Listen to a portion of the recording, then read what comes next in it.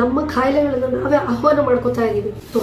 ಸ್ವಲ್ಪ ವಾಯ್ಸ್ ಕೆಟ್ಟಿದೆ, ಆದಷ್ಟು ಜೋರ ಹೇಳಕ್ ಟ್ರೈ ಮಾಡ್ತೀನಿ. ಪ್ಲಾಸ್ಟಿಕ್ ಕಾಮನ್ ಆಗಿ ಎಲ್ಲರೂ ಯೂಸ್ ಮಾಡ್ತೀವಿ. ಸಣ್ಣ ಹಳ್ಳಿಗಳಲ್ಲೂ ಕೂಡ ಪ್ಲಾಸ್ಟಿಕ್ ಇಲ್ದಲೆ ಜೀವನ ನಡೀತಾ ಇಲ್ಲ. ಪ್ಲಾಸ್ಟಿಕ್ ಇದೆಲ್ಲ ತುಂಬಾ ಲೋ ಕ್ವಾಲಿಟಿ ಪ್ಲಾಸ್ಟಿಕ್ ಇದೆ. ರೀಯೂಸ್ 2 ಸತಿ ಮಾಡ್ಬೋದು, 3 ಸತಿ ಮಾಡ್ಬೋದು, ಹರಿದೋಗುತ್ತೆ. ಏನ್ ಮಾಡ್ತೀವಿ? ಮೊದಲು ಬಿಸಾಕ್ತಿವಿ. ವೇಸ್ಟ್ ಏನಾದ್ರು ವೆಟ್ ವೇಸ್ಟ್ ಬರುತ್ತಲ್ಲ, ಒಟ್ಟಿಗೆ ಡಸ್ಟ್ಬಿನ್ಗೆ ಹಾಕ್ತಿವಿ. ಮುಂದೆ ನನ್ನ ಕೆಲಸ ಎಲ್ಲ ಕಸದವ್ರು ತಗೊಂಡ್ ಹೋಗ್ತಾರೆ ಅಂತ ಅನ್ಸುತ್ತೆ.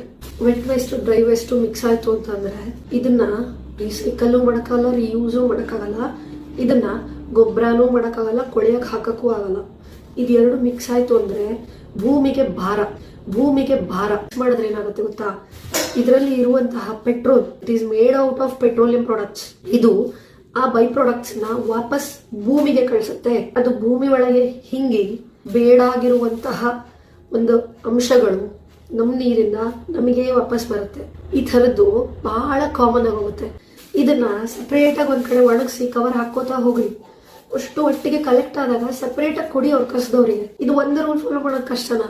ಎಲ್ಲಾ ನಾವು ಒಬ್ಬರೇ ಮಾಡ್ಬೇಕಾ? ಅಕ್ಕಪಕ್ಕದವ್ರು ಮಾಡೋದಿಲ್ವಲ್ಲ ಅಂತ ಕೂತ್ರೆ ಯಾರೂ ಮಾಡೋದಿಲ್ಲ.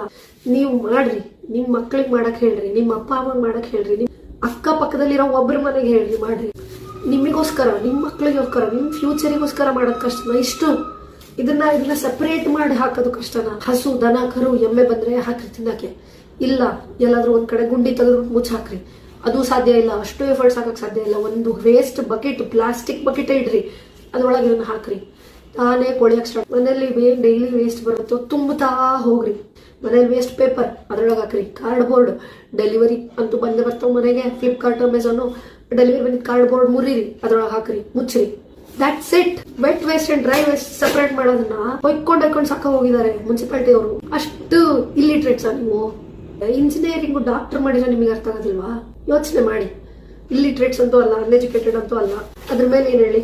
ಇಗ್ನೋರೆಂಟ್ ಅಂತ ಹೇಳ?